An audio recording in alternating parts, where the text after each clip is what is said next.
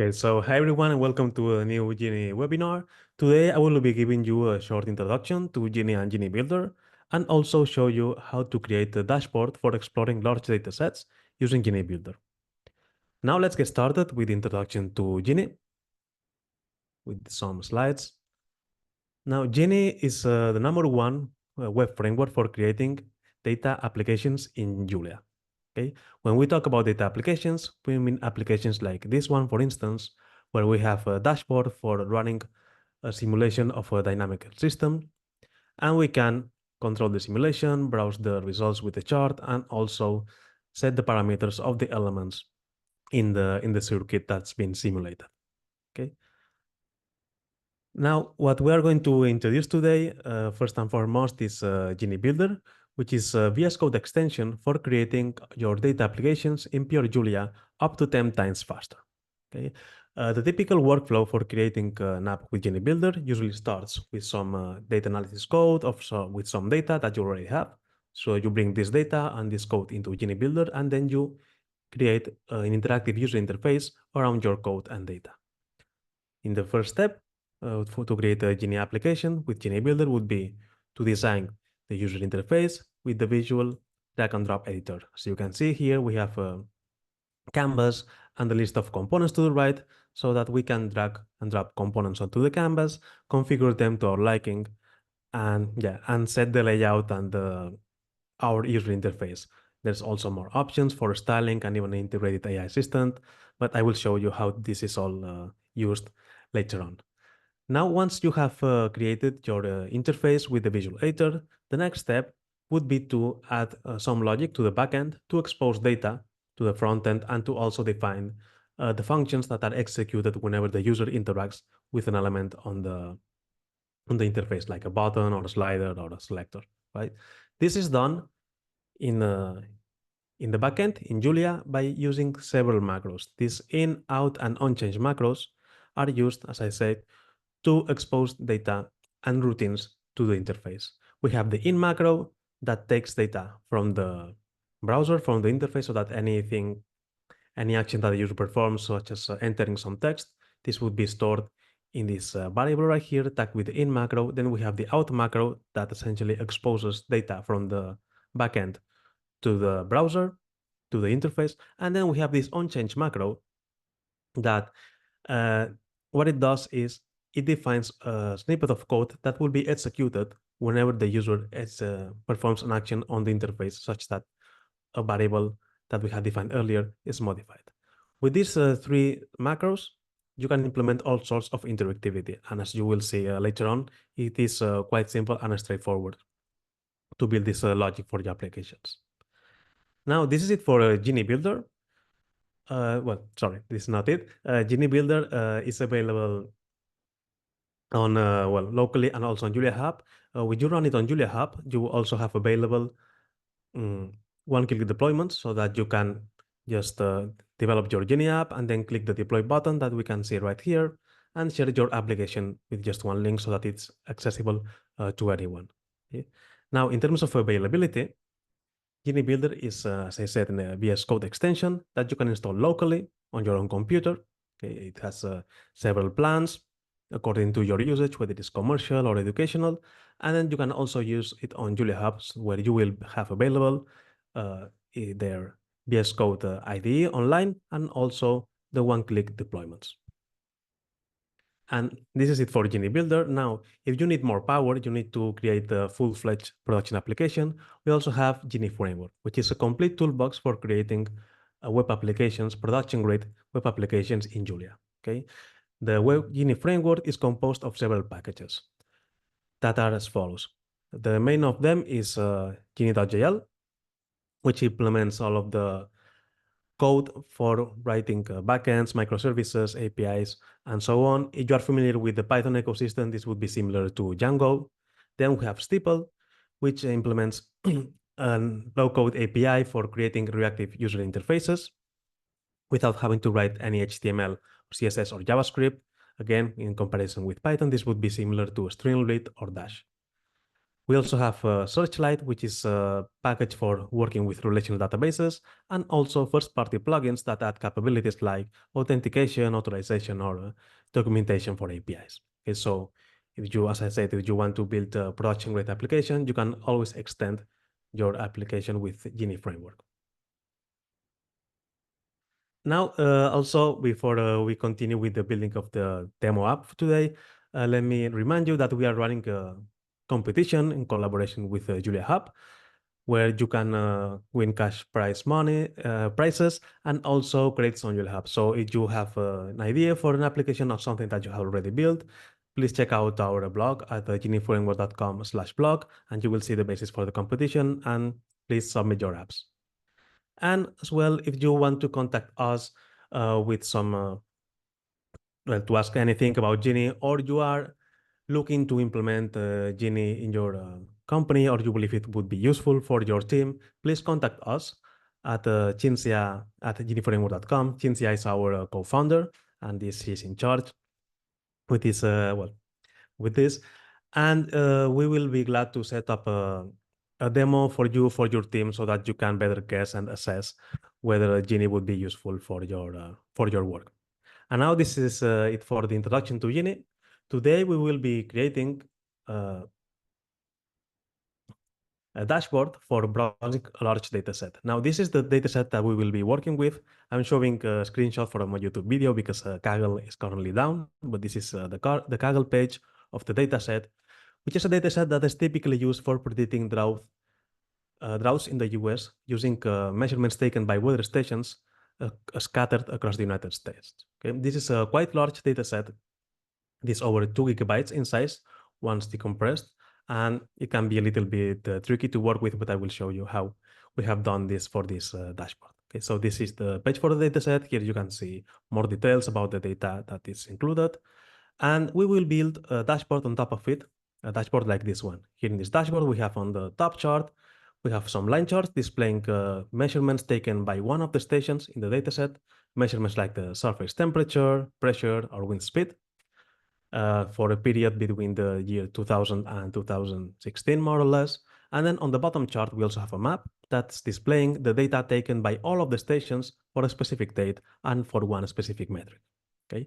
Then here to the right, we have the controls for the dashboard, where we can, for instance, select a new station to show its data on the top chart. This is a code. It's a code for the geographical location of the station, so we can choose between different locations. Then we have a select menu to pick the metrics that are being displayed on the chart, so we can add more metrics or remove them as well. Then this we also have this control to set the resolution of each one of the lines. These lines can have a lot of points since, well, there are a lot of measurements for each station. So we might want to reduce the number of points per line in order to improve the performance of our applications. So we do this with server-side resampling, and with this control here, we can set the number of points. As you can see, if I set a lower number, the lines look a little bit janky, but if I increase the resolution to, let's say, 3000, well, you can see that well, it's showing more data points, and we can see it better if we want to zoom in to the lines.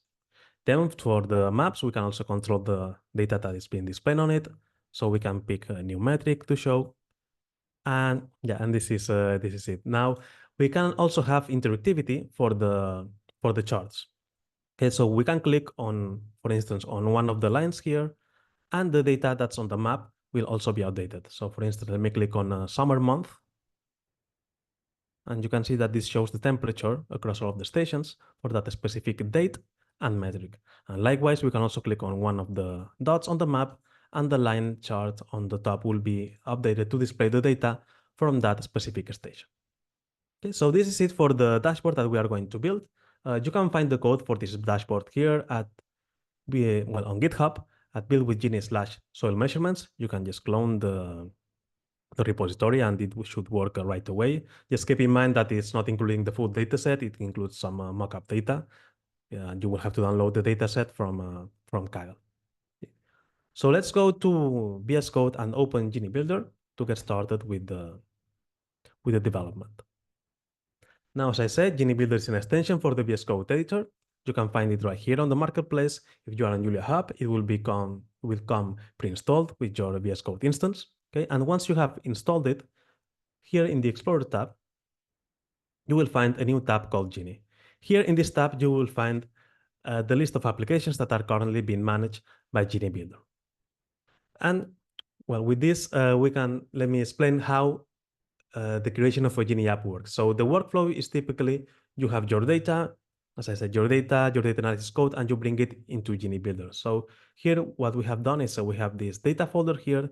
This is our workspace with all of the files for our application. Okay, and we have here this data folder where we have imported our dataset from Kaggle. Here we have just two files. One of them is a CSV file that contains the data from the weather stations. As you can see, it contains several columns with the code for each one of the stations, as well as its latitude, longitude, elevation, and more parameters. Okay, this would be a fairly small, well, it is smaller than the other one, but it's still, it has a few thousand rows.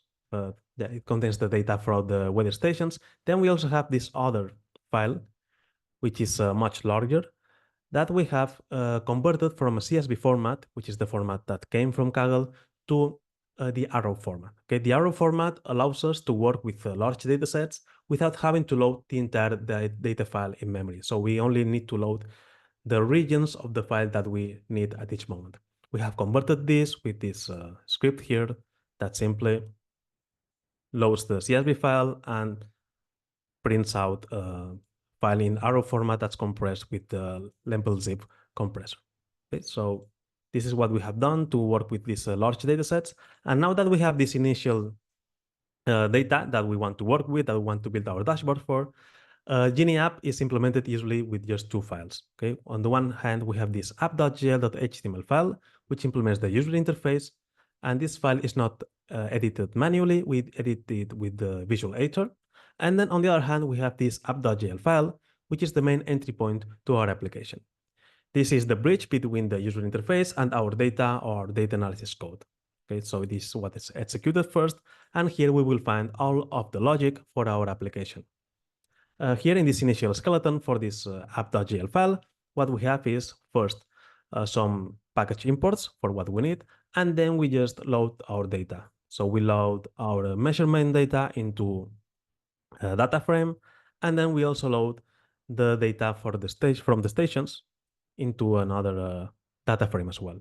And then here we have this block delimited by the app macro, which is what implements the interactivity of the app. That is the logic. It exposes the data to the user interface and also implements any code that is run whenever we trigger an action from the interface. Okay, so now that we have this initial skeleton, the next step would be to design the interface with the visual editor. And once we are done with that, we would come back here, finish with the implementation of the logic, and then we would just bind them together in the third and last step. So let's do the next step, which is the visual design of the interface. And to do that, we open the visual editor by clicking here on this eye icon. And as you can see, this opens a canvas where we will be designing and building our interface. And here to the right, we have a library panel with a long list of over 70 components that we can use to create our application. Okay, here we have elements for setting the layout, text, interactive elements like selectors, sliders, and also a long list of charts to pick from. There's also more panels that I will explain as I use them. So let's start first with setting the layout of our application. So we can first add a two-column row. And then here inside of this left column, we will add the charts. In this case, it would be a line chart and also a scatter map. Now on the right, we will have the controls. So let me add a header here. And then for the controls, we will need a picker for the station, well, a selector for the station, another selector for the metrics, then a slider for the resolution of the lines, and another selector for the data that's displayed on the map. And we will also add a date picker. In this case, it will be a date field to select the date of the data that is shown on the map. Okay, now with this, we have our initial layout with all of the elements we will need. We can preview it as we develop the application. by clicking here on this monitor icon. And as you can see, this opens a preview that shows, well, our UI. Of course, it's not showing anything because we have not defined any data in the backend, but yeah, we can see that we have everything that we need. The next step would be maybe to add some styling to the app. So for instance, we have this column that's taking too much horizontal space. So let's make it a little bit thinner. To do this, we can select any component on the canvas and then head over to the Styles tab right here. Here we will see a long list of options that we can modify for in terms of styling. We can set, for instance, dimensions, typography, and other decorations. This is a very comprehensive list that will let you tailor your styling to your likings. Also here on the top, we have a list of CSS classes that are being applied to this element. A CSS class is essentially a predefined set of style options. Okay, and we will use this to set the width of this element. We will remove this col12 and colSM classes that are telling this element to take as much horizontal space as it can, and we will replace it with the col3 class. In this case, it will take just 3 columns of horizontal space out of a total of 12. Okay, so this is some light styling that we have done. And you see in the preview, it's already shown here. And the next step would be to do some preliminary configuration of the components in the canvas. Okay, so to do this, we can, for instance, edit this header right here, change its name to controls. And then for the components, when we select them here to the right, we can see its properties menu. We can, for instance, change the label. This will set to station. These other two fields, I will explain later how they work. And we also have more suggested properties from a short list. And we can even click on this Add Property button and browse an even longer list of settings to change. So as you can see, it's pretty comprehensive. So you can customize a lot of aspects for each component. For this first selector, we will leave it as it is. Then for the next one, it will be for the metrics. We can maybe, since we want to have multiple selections to display multiple metrics, we will add the multiple property. And let me also add the use chips property so that we can remove metrics and selections just by clicking on them here, as you will see later on. Then for the slider, I will configure the maximum value. At the minimum, I will say to 100, the step size to 100. And for this selector, this one would be for the map metric. And for the date picker, we will leave it as it is. So now we have our initial configuration of the user interface. It is as we want it. What we need to do next is add some data so that the user interface is displaying information. So for each of the components in the UI, we will need to define some variables in the backend to hold their state information so that when we click on the station, this will show the list of stations to pick from, and the same for the metrics here and also for the date picker. So let's do just that. To do this, we will go back to the app.jl file and start editing this block delimited by the app macro. We start with the reactive variables. Now, a reactive variable is a variable that exists both in the backend and in the front end, that is in the Julia code and in the browser, so that when their value changes on one end, this will be automatically transferred to the other end, so that there's two-way synchronization that is performed automatically. Okay, so we start by defining the reactive variables for the first selector. In this case, it will be the selector for the code for each station. Okay, so we start with a variable tagged with the out macro. As I mentioned earlier, this out macro indicates that we are pushing data from the backend to the user interface, to the browser. And we declare this fifth variable that will hold the list of codes that we can pick from in the first selector. This is initialized from the first column of the sole data frame. Okay, as we can see here, you can see the first column here just contains the codes. So we just set this variable to this list of codes. And then for the variable that will hold the actual selected code, we will declare this selected fibs variable and initialize it to the first available code.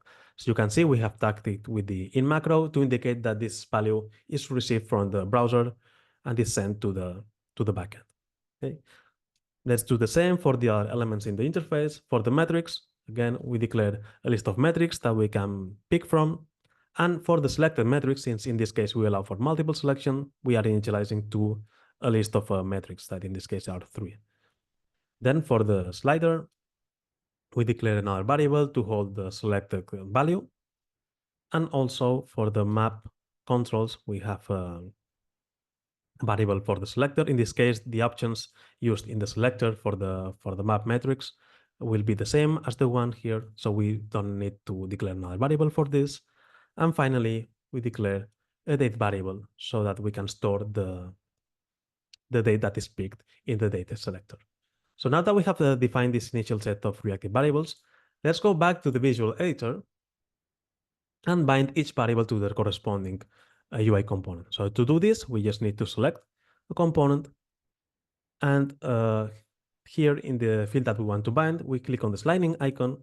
And for instance, here in the options, we want to set it to the FIPS vector. And for the binding, that is the variable that will store the selected value, we set it to selected FIPS. Okay. Then for the metrics, we do the same. We set it to the options to metrics, and also the data binding to select the metrics. For the slider, set it to N. Notice that this menu will only show the variables of the appropriate type. Since in this case it is a slider, it should be a number. If it were, in this case, a selector, it can be a string as well. So it depends on the type of the variable that's being exposed. Now for the selector, for the map metrics, again, we will show metrics and the map metric. And now for this element, this is actually 2 elements into one. This text field, this date picker, is actually, you can type in a date, or you can also pick it from the calendar. And to configure this one, we will need to bind 2 components to one single variable. So to do this, we first bind this one.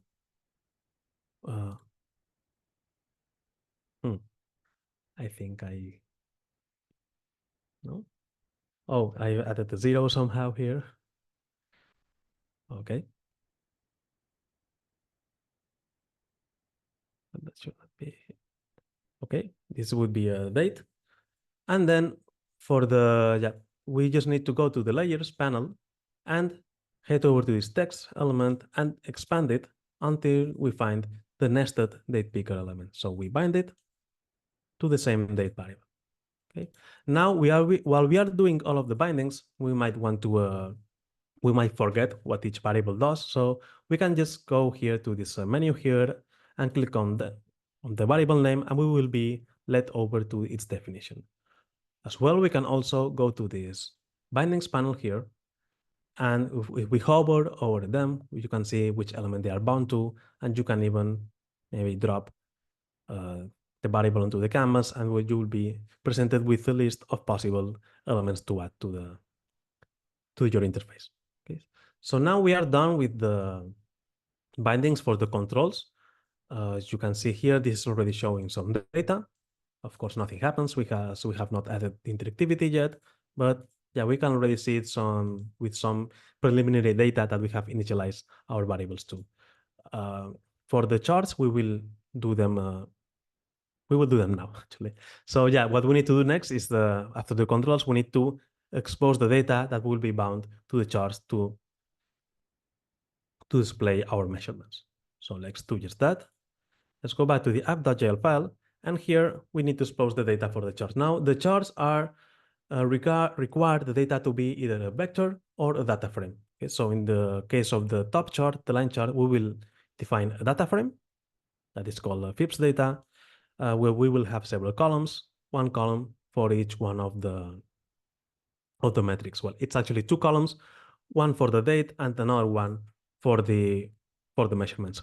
We need one date column for each measurement because we are performing server-side resampling, and we are resampling each line, each column individually. So the dates for each one of the metrics do not necessarily align. So we are adding one date column for each one of the metrics.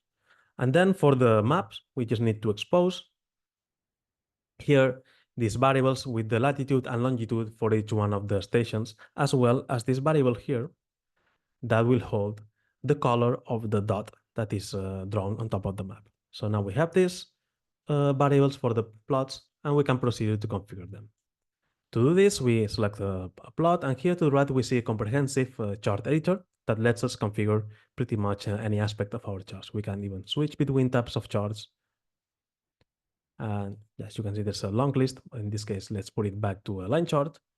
And what we need to do essentially is just bind the axis of the charts, each axis to a variable. Okay, so in this case, it would be the x-axis would be bound to a date vector, and for the y-axis, it would be bound to one of the metric vectors. Okay, so let me add several traces for each one of the metrics, and let's do the bindings. For this one, as you can see, I can pick the date column, and this one would be the metric. Then here we have, and so let me change the name. This will be the surface temperature. So let me put it to the date and also to the metric, and as well for the wind speed to the date and to the metric. Okay, now we have bound these three variables to the chart. So once we actually put some data inside of this data frame, which remember it's empty for now, the lines will show here. We can also configure other options about this chart, like a layout. For instance, let's remove this title here. And if we click on this plus icon, we can change colors, heights, pretty much anything. Like for instance, we could change the background to something that's more similar to the rest of the color theme. Yeah, so let's leave it as it is for now. And let's do now the bindings for the map chart. In this case, we just need to do the latitude and longitude. So we select the latitude vector and the longitude vector, which are taken from data frame with the station data. And we also need to add, oops, not this one, this one. We need to add the marker color property, which is here. And instead of selecting a static marker color, we will bind it to the map colors vector. As you can see, since this vector is now still an empty vector, although the points are colored in black. And this is it for the configuration of the interface. We have defined all of the necessary variables in the backend to hold the state information of each component. And what we need to do next is add the interactive code, so that when we click on the elements, on the sliders and so on, something happens. So to do that, we go back to the app.jl file, and what we will declare is a series of handlers. Now, a handler is declared with the onChange macro. Okay, this macro will watch a list of variables. Okay, notice that these are the same variables that we had declared earlier that are bound to the component. So it will watch the variables that we bound to the components, and when the value of any of these variables changes, this handler will run a snippet of code. Okay? For this first snippet, for this first handler, what we have is whenever we select a new station or a new metric or change the resolution of the lines, we will simply grab new data from the data frame and apply some resampling, and then update our data frame that is bound to the line chart. Okay, so let's test this now. We have implemented this handler, so we can go back to the preview. And as you can see, well, I should have picked another color, but yeah, it's hard to see this line, but it's okay. As you can see, this is already working. Okay? We can interact with the interface just after having defined this handler. And so let's do the same with the remaining controls. So it will be the map metrics and maybe something else. Let's see. So let's do the map metrics next. In this case, it's quite simple. We just need to add a handler to watch the controls for the map. In this case, it would be the date selector and also the variable that's bound to the map metric selector. And we just update the map color vector with the new colors according to the metric that's been selected. Okay, so we hit save, and now the the map is already showing some updated information. And since I believe we have some time, okay, now we have the essential set of basic controls. Okay, as you can see, everything works now for exploring our dataset. Let's add the interactivity for the charts. Okay, so to do this, what we need to do first is add a CSS class to each one of the charts. Okay, so we need to go here to the styles tab and add, I believe, let me check to make sure. Yeah, it is the sync data property, well, class. This is so that whenever we click on this chart, events will be detected and sent to the backend. Okay, so we do this for both charts. Click save. And then in the backend, we just need to add the following: a variable to store the value of the event that's sent to the backend from the chart, and then a new handler that will process this event. In this case, whenever a click event happens, we will just try to get, well, we will check which chart has been clicked on, and if it's the line chart, we will update the chart on the bottom, and if it's the map chart, we will update the chart on the top with this, with some code. Okay, so as you can see, it is fairly easy to implement the interactivity on the charts, and let me check that it works. Okay. And yeah, this is it for our application. Instead of previewing it here, we can also preview it in the browser by clicking here. Sorry, clicking here on opening internet browser. That's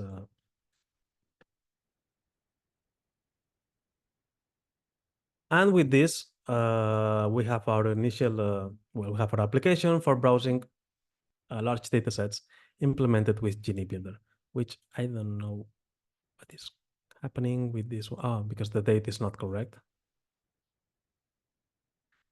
Yeah, let me actually select the correct date here.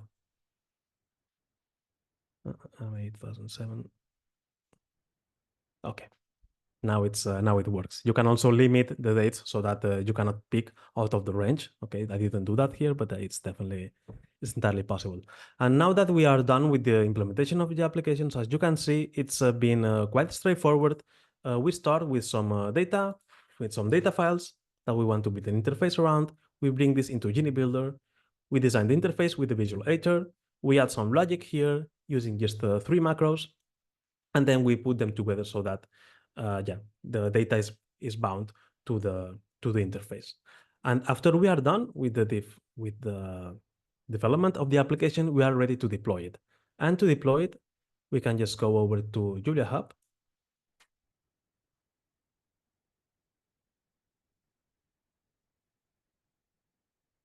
Okay, in this case. Okay. And you can, if you have developed it here, you will already have your files here. Otherwise, you can always upload them here.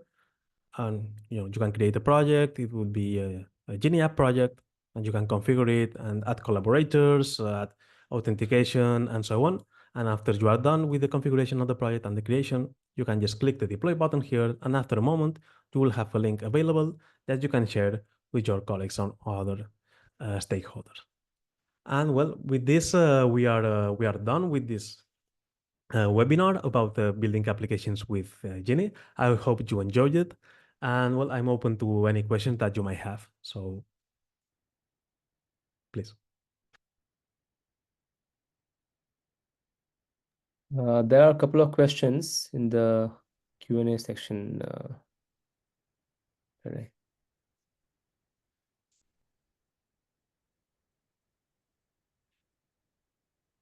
Let me see.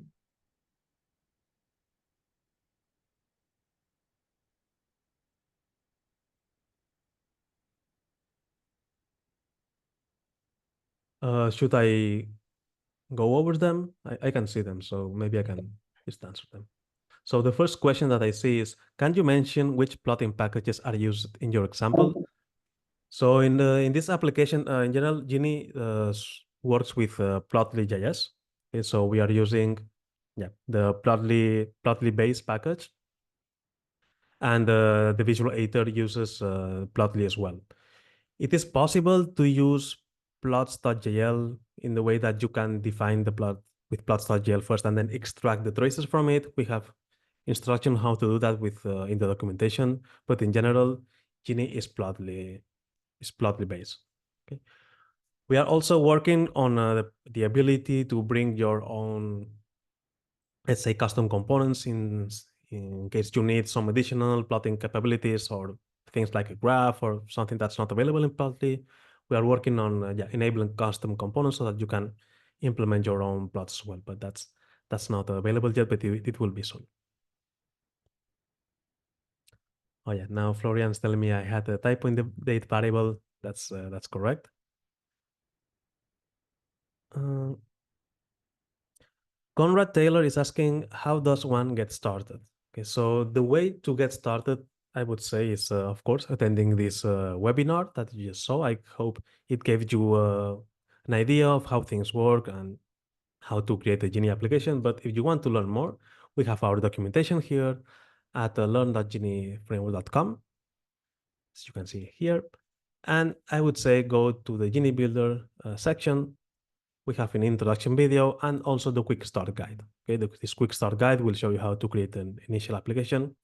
And with this, you should more or less get acquainted with how things work.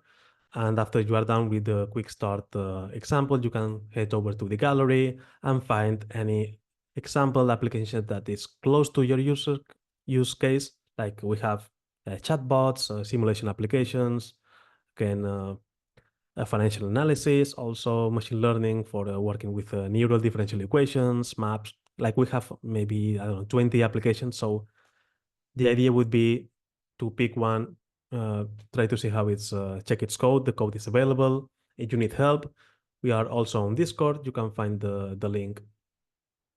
Well, actually, you can find the link right here. Yeah. So join us. We have a forum, and you can ask any questions about anything that you might need. Okay. Yes, Edgar Ramirez is asking if I can share the GitHub repository for Build with Genie. So the GitHub repository is here. I don't know if I can type answers here. So here you go, Edgar. I just answered your question. Now, Epifanio is asking if it's possible to manipulate more than 2 GB of data. Well, it all boils down to what Julia can do, right? Like we are just using Julia packages, so it should definitely be possible. In this case, we just tried for this application with 2 GB, but I believe it's more than possible using formats like Arrow or Parquet to, instead of loading the entire file, you just load a section of the file. Or in case if it's a very, very large file in terms of hundreds of gigabytes, you will have to implement other processing techniques.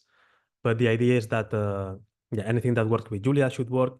But keep in mind that you are pushing data to the browser. So if you push too much data to the browser, since it's a browser, it has limited, restricted computing capabilities. So you have to be careful with that. Okay, so yeah, just keep that in mind. Now, Bernard is asking if you can use the GeoMaki package for plotting in Genie UIs. We have not implemented compatibility with Maki yet. We are working on it. Okay, so we have talked to the people at Maki to see if it's possible to integrate both packages, but that's not something that's available yet. If you would like to us to work on it, or we have a discussion open on the GitHub repository for Maki, so yeah, chip in there, and if you are able to help, please, you are more than welcome. But yeah, compatibility with Maki is definitely something that we want to have, and we want to add it very soon. Now, Richard is asking Okay, can you elaborate on the scenarios when you would use the general Genie framework instead of Genie Builder, as you noted near the beginning? Example, if you want to include a cool 3D plot with Mackie, could that be done with Builder or framework? Well, the thing is that a Mackie implements its own web stack. So in order to combine both, it's a little bit, you would have to run them in parallel and include the Mackie plot as a, let's say, knife frame, okay, into your page. So that can be done. It's a little bit hacky. That is why we are working on it. But yes, anything with Mac is not officially supported. Now, to answer whether you would use Genie Builder or Genie Framework, it depends on what you want to build. If it's a dashboard like the ones we are showing here, showing something to, oops, well, I closed the documentation side.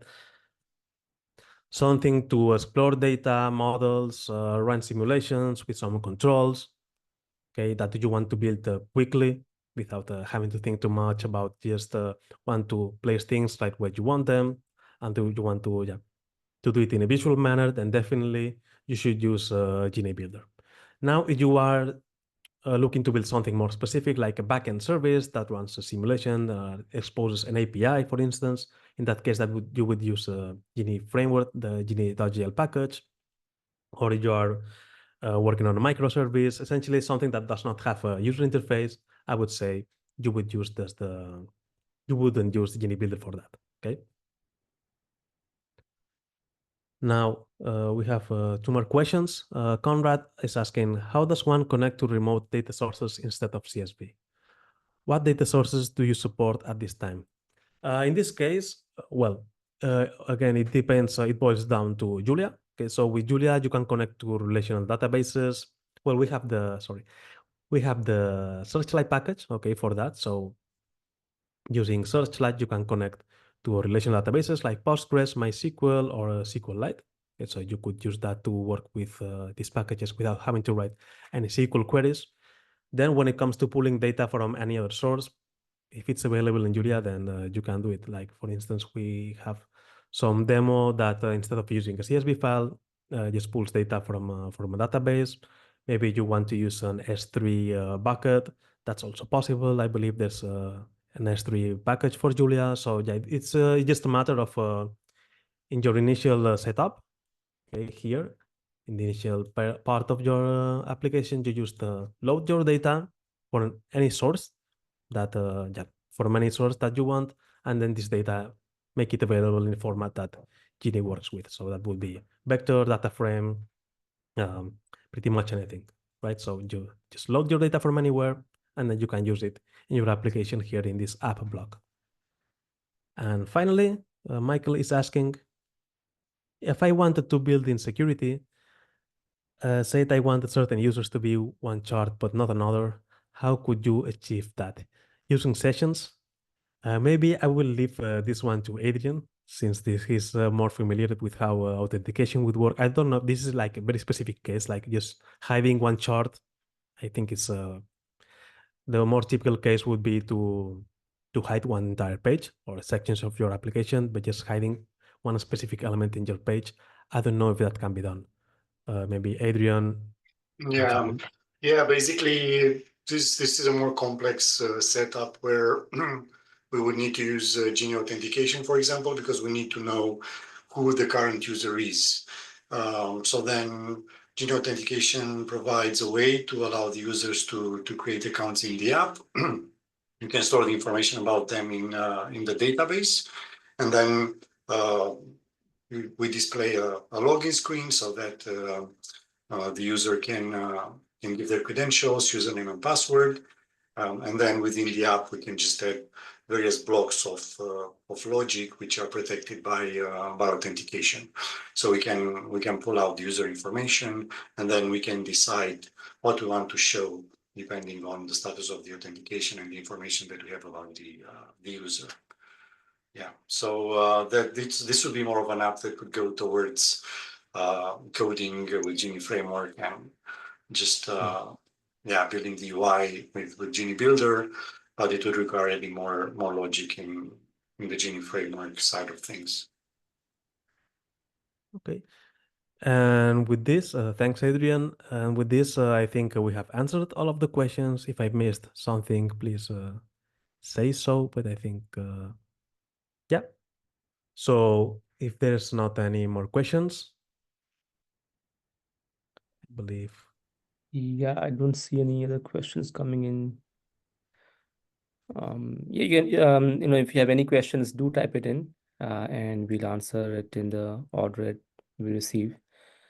Maybe we can wait for a minute or two, Pere, to see if any questions come in.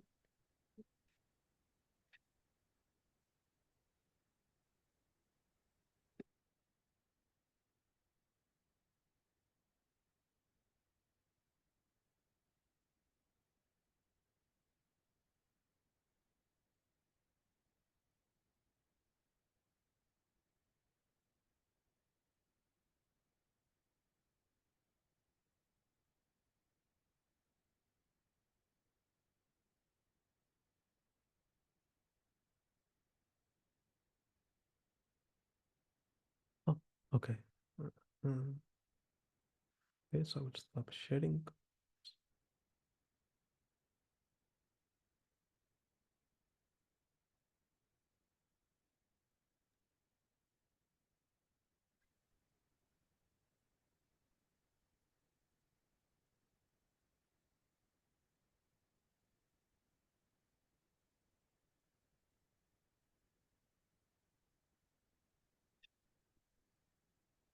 Okay, I see there's more questions, maybe. Yeah. Okay, so I stopped sharing, but well, I will answer them here. Epiphany is asking, is it possible to include JavaScript code? Yes, it is possible in your app.jl. There's a macro that allows you to declare JavaScript functions and snippets that will be included in the page when it's loaded in the browser. So you can work with JavaScript code, definitely. And Bernard says thank you. Thank you as well for for being here. Sorry, I missed one. Richard says, in the current setup with Plotly, are there capabilities for rendering 3D plots of surface or volumes? Yes, I think, let me share my screen again. Mm, mm.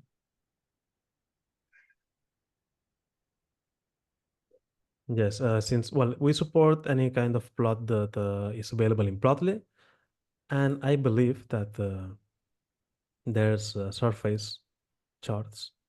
There's a mesh 3D and also scattered 3D and the surface as well. So we support these three kind of 3D charts.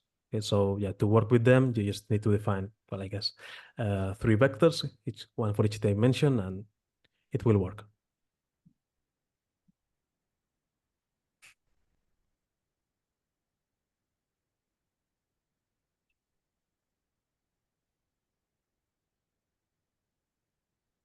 Okay, I see no other questions coming in. Shall we call it a day, Pere? Yeah, I think if you have more questions or would like to learn more, again, join us on Discord or contact us on our website at genieframework.com. Thank you everyone for being here, and I hope you enjoyed this webinar. Thank you, Pere. And we'll share the record version of this webinar by email with all the participants. In case you have any questions, you can write to us, and we shall get back to you at the earliest. Thank you, Pere, for this insightful session, and we hope to see you again in another webinar of ours. And for our future webinars, you can go to JuliaHub.com events section, and we have many more webinars lined up for next month. Thank you, everybody, and have a great day. Bye, everyone. Bye.